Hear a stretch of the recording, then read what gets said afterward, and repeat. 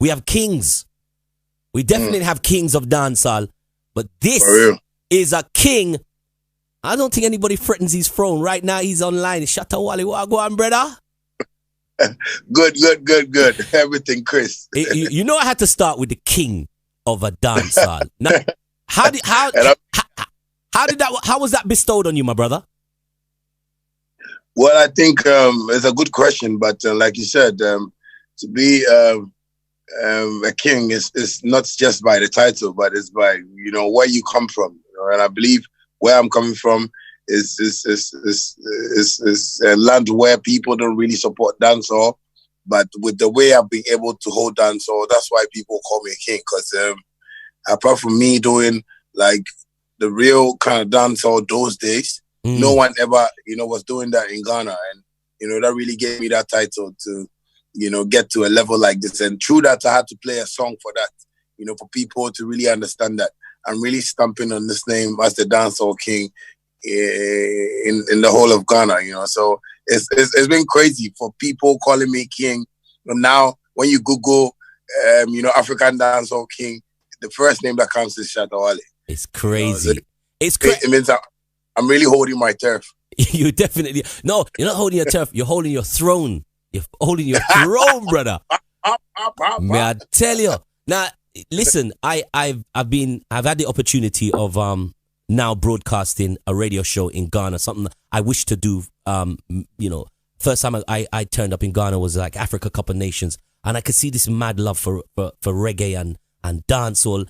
And then when I got the opportunity at the beginning of the year to broadcast in Ghana, I noticed the difference every time I played one of your songs.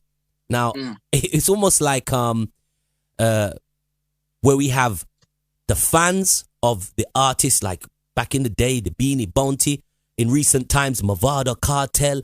And when the people them say, them want to hear our artists, the people, what the people them ask for, you have to give the people. You have an amazing fan base, bro. Yeah, it's a loyalty, it's a love, and it's the humbleness I show them every time, because me being to this level that I've even gotten to, I still, humble myself in front of my fans. And that's one basic thing that I've been doing to them, apart from us, doing some few charity, programs here and there, holding some forums, to impact some knowledge in the youths, trying to build one or two things in our communities to also support, the society. So it's been one of those things that anywhere you call Shatta Wale, somebody wants to, die for the name. Somebody wants to, do something crazy for the name, because they know the kind of impact and knowledge I'm putting in the society, and that's how that's why the fan base is like really strong. It's not only great, but it's strong. It's very strong. Shut up, the people that want to beat me off of Twitter. People want to beat me off Twitter. Like what? Like Robbo Ranx. We accept you are who you are. We are deal with. Drop some Shatta Wale. It's crazy. Yeah, it's the love. I believe in the vibes and things I say. I believe there are things and reasons why somebody will like you. There are things and reasons why somebody will hate me. Because it's the way you approach matters. And I believe when it comes to the music, I approach it in a way that I put it in a form of reality for people to like build upon themselves with. For instance, when I'm doing a hustle music, I do it like real hustle, so you understand what I'm saying. When I do a ghetto music, I sing about things that we face in the ghetto and you feel it. When I talk about love music, when I go to the girls music, like it's crazy. Like man is versatile, so anything. One of these days I think I'm even gonna do a dancehall in China. Listen, man, Beijing is ready for you, bro. I believe so, bro. I mean, listen, man. I have to say, it has been, which is sometimes, I think it's a very organic thing where it's your fan that's been reaching out to me. My interest in how the music is consumed, in Ghana, I've only have to look at your list of your credits, your music, your accolades. This music has been consumed in Ghana for a long time, has long been appreciated. But how is it being appreciated on the top tier, on the commercial side? I mean, you've managed to crack that, but how long has it taken for you to place Shatta Wale as, you know, top tier recording artist in Ghana? Well, I think it took me, if I can boldly say, about 17 to 18 years. Wow. Because I remember when I came out with my first debut, which was like a strictly local, you know, album to my community. You know, it really made well. Like, it went well, like the sales and everything. But, you know, because I was working on the record label here and there, so, you know, I couldn't even make the kind of money I wanted to make. And I had to go back to the drawing board and, you know, start mapping out everything again. And that's joy took me over like 10 years to come back, you know, and that was where I rebranded myself and, you know, the name change. Yeah. From Bandana, I was Bandana by then, so I changed my name from Bandana to Shatta Wale. And Shatta Wale, in the sense that I wanted people to know that this is a serious international artist that is coming to do business with the music and, you know, go his way. So I think it's been tough. It's not just a one-day thing, but it's perseverance, you know, endurance, you know, things you really, you know, won't say no to, you know, because me, most of the times, I go with, you know, the things of society, you know, especially, you know, I really came back to rewrite my own rules. I didn't come to follow anyone's rules no more, because I found out the industry wasn't the way it's supposed to be, you know, because people weren't making money out of, you know, music here, you know, but I told myself, no, I need to set an example so people can follow. And through me now today, people are really taking good cash from music. I see that. It's a big, business, bro. I don't want, you know, the media, you know, I wasn't built from the media, you know, I was built from the streets. Definitely. You know, because it was the streets that made me popular to get to where, you know, I've gotten now. So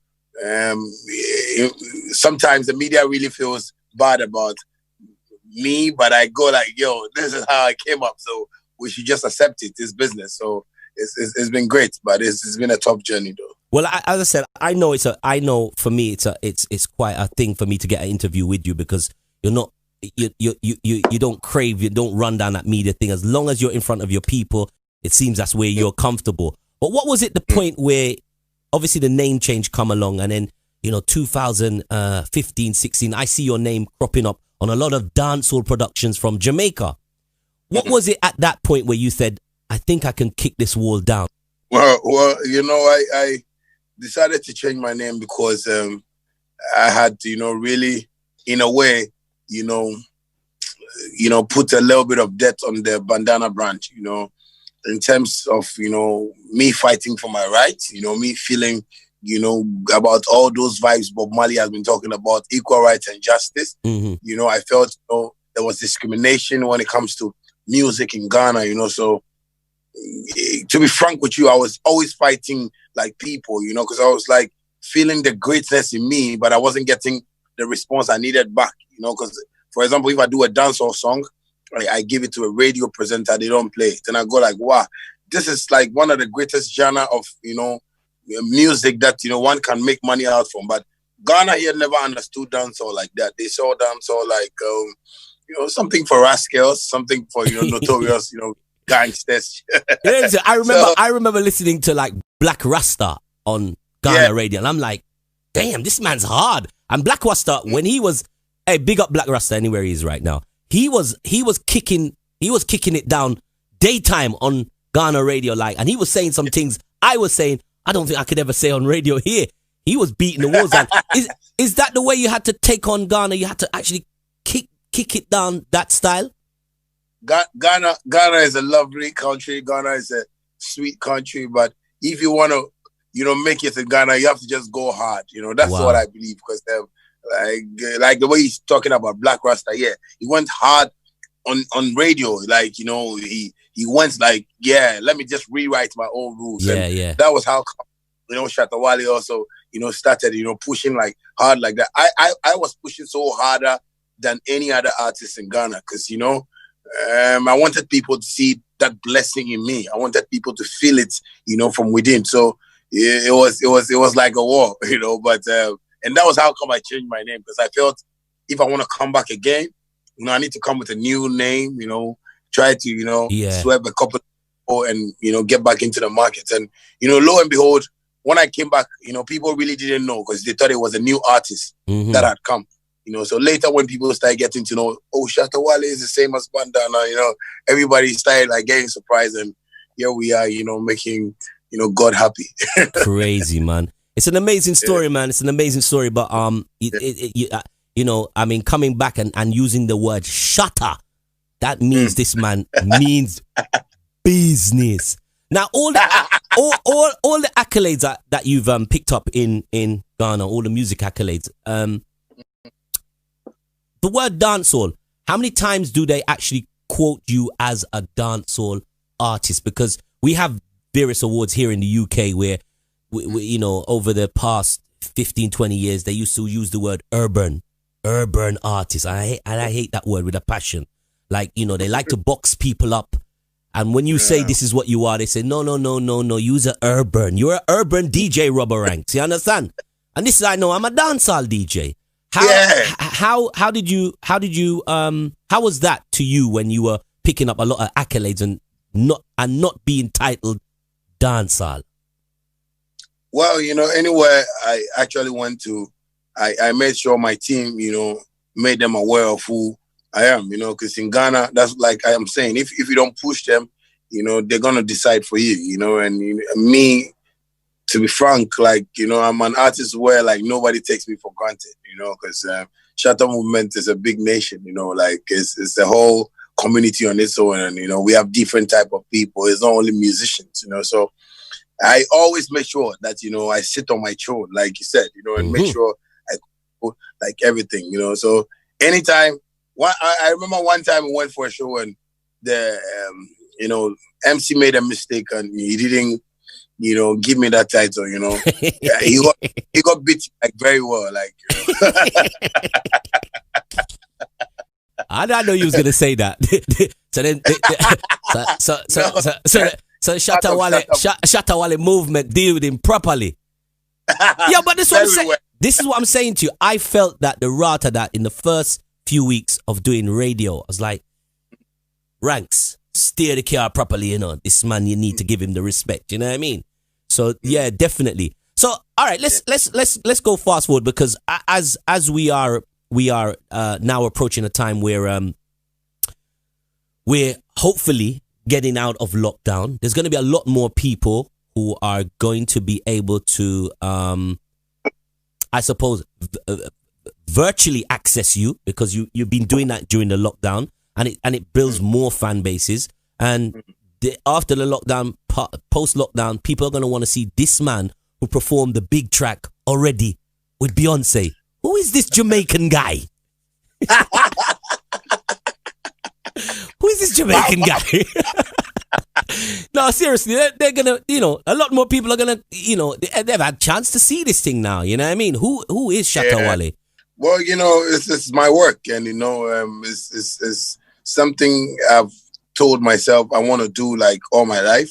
So basically, it's a strategist. And I'm one artist that always likes to, use music well as business. Because anything I do with this music I'm doing is strictly business. If you ask my team, they'll tell you. So anytime I sit, I put up a plan and I work on it, and it works for me, because gone are the days where I just do music anyhow. But now I can give myself like a 1-year plan, and I achieve it very well through music. I make money very well through it. So we're going to really work something out. And, for me to get to my fans out there, in the world is something that I believe God is going to stare at. God is going to make sure, I get to that level, because me recording a song with Beyonce is even a blow to my whole music industry. Like I told you, the media didn't, really put me here. So just imagine Beyonce selecting me as one of the artists that she wants to work with. It will be surprising to the media, and even though now they've accepted that, no, he's one of us, so let's support him. It's something that I'm also working on hard to also get to the world. So it's my dream, and soon, like, people are going to see that dream reflect. I'm glad you spoke about the track because people to this day still, I know you've in numerous interviews you've made it clear how it came about that you working with Beyonce, but was you surprised at the contact, like getting involved in this gift album with Beyonce, and when it happened, did you believe it? I knew you wouldn't believe it yourself. I wouldn't believe it. I think they say it's Beyonce, but I said, no, you sure it's not Belinda? You sure it's not Belinda or Beverly? They said, no, Beverly want work with me or Beyonce. Get it right. Did you have that? You sure it's Beyond B? You mean B? B. Yeah, but it was crazy for me, man. It was surprising for me, you know. Even when I was even doing the verse to send back to them, I was like, are these people sure? Because I was watching my team and I was like, are you sure this is not scam? You know, because a whole lot, man. Because get a link like that, it's like you know, something. But I always tell people that I only believe in one thing, you know, and apart from that thing, the next thing is money, and that thing I believe in is God. You know, I believe God is the only person that can determine where He wants us to be tomorrow. You know, so I only work with my faith and, you know, what, you know, God will do next. And lo and behold, it was a big surprise. Like, you know, me doing it, they sending me the master track, listening to it, and I really felt in love with the whole, you know, Beyonce, Jay-Z family. I was like, yo, man. How could you not fall in love with that family, bro? Yeah, you know, so right now I'm even part of that family because I'm using their surname in my passport. You know, so. Yeah. It's crazy, man. That's crazy. So I always say God bless her, you know, because she's giving me another platform in my career to really, you know, make more numbers, and you know numbers also come to money. So in any which way, I have to just always say thank you to her for really putting me on. Well, I'm listening to the track. When the track came out, I had a lot of arguments with some of my Afrobeat brothers, and I claimed that track. I claimed it. I said, I remember playing it on the show. I said, that track is dancehall. That's my Beyonce track. It's Shatta Wale Afimi. And they will say, nah, it's Afrobeat. I said, nah, I'm having that. And I claimed the track. But on a real, you busted that tune apart, my brother. You dealt with that really. I mean, your flow on the track, everything about you didn't sound like someone that was excited to be next to Beyonce. It just sounded like she does her thing. Watch me layer this thing. Watch me leather this thing. You know what I mean? And you sounded like you complimented well. And then I've started to hear more of your music, and I hear the collaborations, even with yourself and Vibes lazy, and then you leather your thing, and your thing stands out so different. You have you're very Shatta Wale. You know, I tell people, you know, always one thing, that, you know, being yourself is the best. You know, I always, you know, when I go out and I meet people and, you know, they try to approach me in a certain way, I tell them, you know, we should just, you know, talk like, you know, normal people, you know, because when I'm not on stage, I don't want to feel like I'm Shatta Wale. When I'm driving, I don't want to feel like I'm Shatta Wale. I want to walk into like the filling station and, you know, buy my own food. You know, I want to, you know, drive to certain places and, you know, buy my own maybe clothes or food or something, because it's just that it has been a blessing to me that I can't move about the way I used to move about. But Shatta, is that still doable in the streets of Accra? That you can just go and do your thing on the road? No, I'll be dead by now. You wouldn't have been interviewed. Yeah, because I couldn't imagine it, bro. Yeah, you know, but you know, when I get certain opportunities, for instance, when I go to parties, you know, where I don't have to go and perform, yeah, I like to go with people, talk to people. You know, some people, you know, even get surprised when I even approach them to talk to them. Like they go like, you know, and I tell them, oh no, just, you know, relax.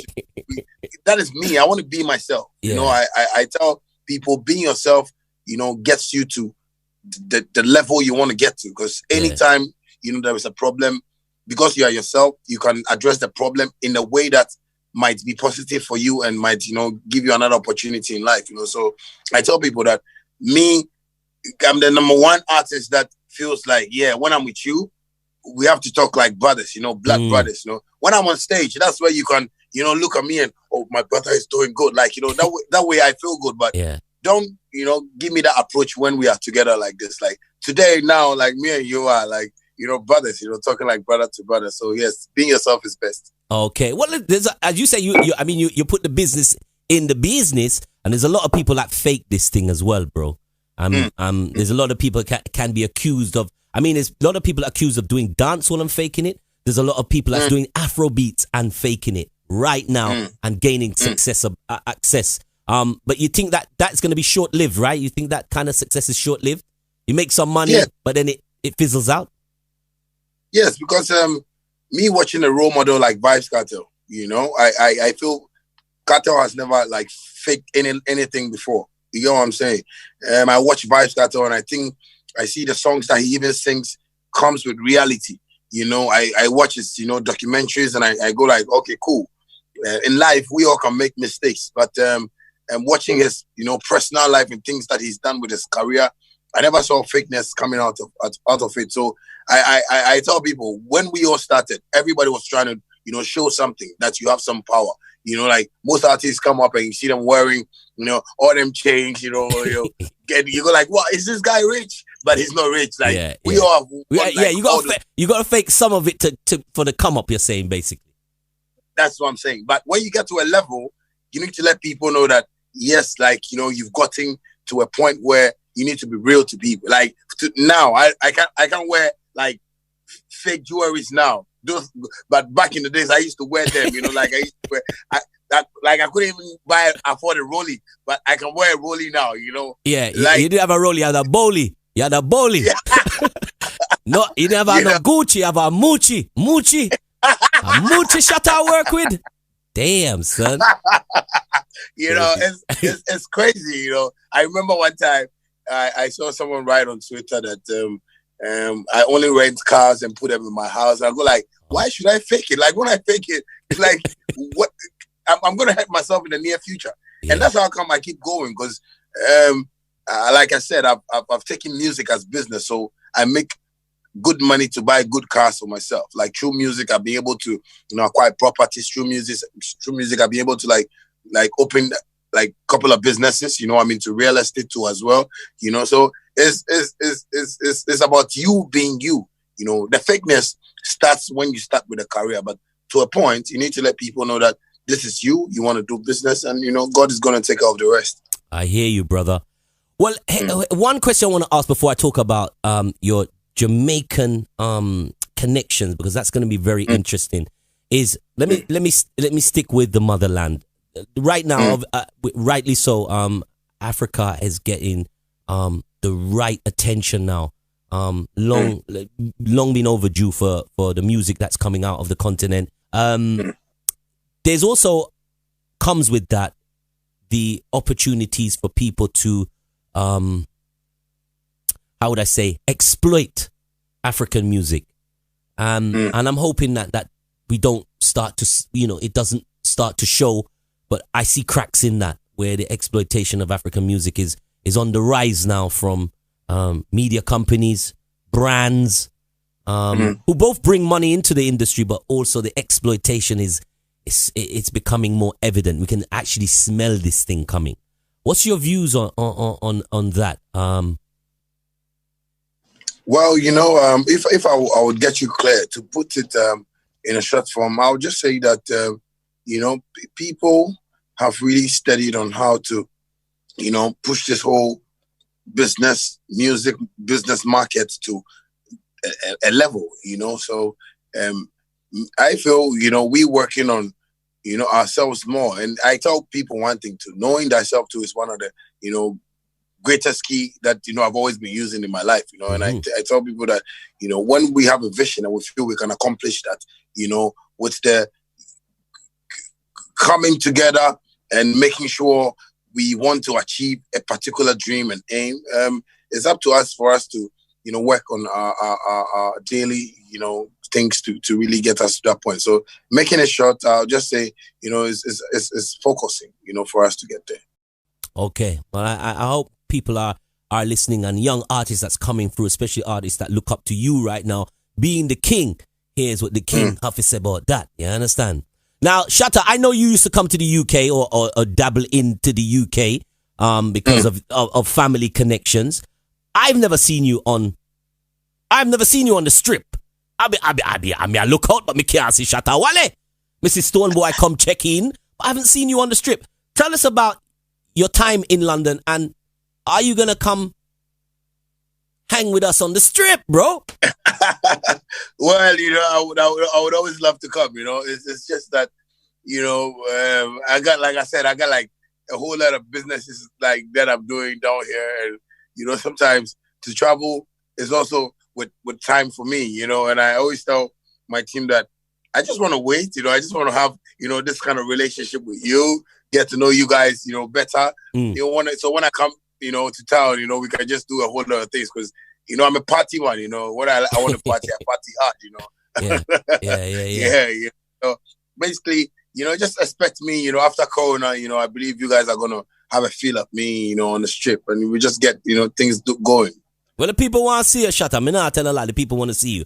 You got a whole load of, you're building a whole load of new fans out here, bro. Yeah. I'm the type of artist that, I really want to, stay back and just, watch what is going on. I just don't want to, be like that, artist. I'm loud, when it comes to social media. Like, I'm really loud on social media, but, it's also part of the business. That's a strategy for me too as well. But when it comes to me moving out there, I really always want to make sure like things are okay for me, to really move out there. It's not about me getting money to come over or something, but I really want to create, that, connection, like what you're telling me now. I hear you, man. Makes me want to come, there, because if I have fans, somewhere, then I have to go there and just make them feel happy. I think I have to really fulfill that. Where was your you had family in the UK? Where are they based? What connection? Mitcham. Yeah. He's a south side man. Yeah, south side for life. Yeah, I should have known with that red jacket, son. So it's Mitcham. So what kind of memories do you have of like South London? Back, I mean, South London is South, bro. You know what I mean? South is it's crazy, man. No, but I think I started coming to London like at the age of 14. Since then to like 19, where I had to, go do my stuff, like school and the rest, because I had to come back to Ghana in school. But I think it's been so loving being there because I still have friends there. I still have boys that I did you go? I know you're young, but did you go to any of the parties back then? Or did you just check into the club life and partying back then time there? No, I didn't get the chance to, because my grandma was very strict by the other time. So anytime I came to London, like, hey, we don't go here. Police will arrest you. Sit down.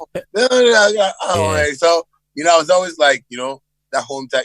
Myself, I'm just very like reserved. I just want to always watch things and how things go. So anytime she tells me that, I just sit down quietly but my cousins, go out. My two cousins are like Jamaicans, like my auntie gave birth to with a Jamaican man, so that's where that patois influence really started coming up. I was like, the language, and I was like, yo, man, I can sing this, and sometimes those days when I listen to like Shabba Ranx, Yellow Man, Ninja Man, those days I go like, whoa, man, I can do this, so basically that's how come the influence came more on me, because they were speaking to me in that dialect, and I was really growing up with it. So you kind of picked it up quick, right?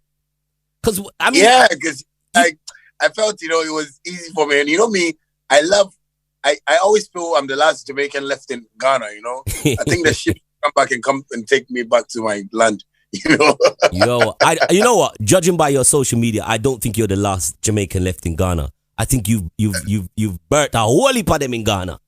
Me not lie. Trust me, bro. I'm telling you how they get at you on social media. It's something else. Yeah. Tell me about Jamaica. I mean, you've had plenty of producers Jamaican producers that's worked with you in the past. And I'm pretty sure right now you've got plenty of Jamaican producers who would do anything to work with you right now. You released an album where you featured with Brother Contractor the other day. Is there any more features? Is there any more music in the pipeline with Motherland Jamaica? How is that looking for the next few? Well, I think the next biggest feature that I'm going to drop from Jamaica is going to be with me and Vice Cartel. Cool, no man. Yeah. So I'm trying to, shoot the video, down here. We've done a couple of scenes, and we're still working to get, the perfect, thing for the king. He is my king, like the overall king for me, when it comes to dancehall, So I just want to do everything right, So I think that's the biggest feature. But same way, shout out to YGF, they believed in me from day one, They was supplying me with rhythms upon rhythms, like somebody like Damage Music too as well. That's really being of good help, I got Damage, Gold Up Music, Zach. They live in Canada, in Jamaica, so they do like the best things they have to do for me too, and they keep promoting the brand, and a couple of people I've worked with, Studio 87.6, in Jamaica, I've gotten in contact with Marcos, a couple of them, so anytime I need a rhythm now in Jamaica, it's not a problem for me. First, I used to find it difficult to get to that point, but I had a management team in Jamaica, King's Media House, and then they are the ones, putting up everything for me, and that's how come Contractor came into the picture, and since then Contractor has been my new bestie in Jamaica now, because he's promoting me rough anyhow, man. Yeah, and that's why I love Jamaicans, because when they feel the vibe, and I don't think if I wasn't putting out good vibes, I would get an opportunity like that. 100%. Be a thing, a compilation. So I just, thank my Jamaicans for supporting me. I thank them for really seeing me like a brother, because if I was in Jamaica right now, I believe I'll be sweeping in Bounty Killer's house, though.